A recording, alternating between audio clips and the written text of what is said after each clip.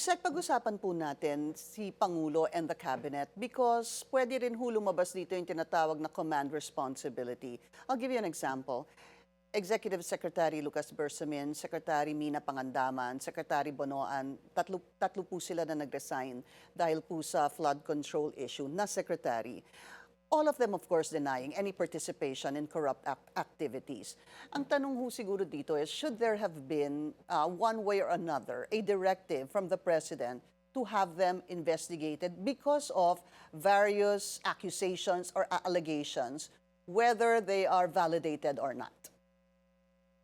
Ngayon kasi sa Pangulo, okay, as of now, Pinky, sabi nga natin hangga't wala na ipapakitang ebidensya na magsasabi na sila ay gumawa ng anomalya. Still, masasabi pa na rin natin, pa rin, na inosente sila. Sa mata ng Pangulo, hangga't wala pang ebidensya, nananatili ang kanyang pagtingin na walang kinalaman ang sino man na naging parte ng kanyang kabinete. But, kung meron man mag-iimbestiga, nandiyan naman po ang ICI. Kung meron po ng mga tao pinpoint sa mga miyembro ng gabinete or naging miyembro ng gabinete, nandiyan naman po ang ICI. Nandiyan din po ang ombudsman. At hindi po pinipigilan ito ng Pangulo. Ipakita lamang po nila kung ano man po ang magiging ebidensya nila laban sa mga naging miyembro ng gabinete ng Pangulo.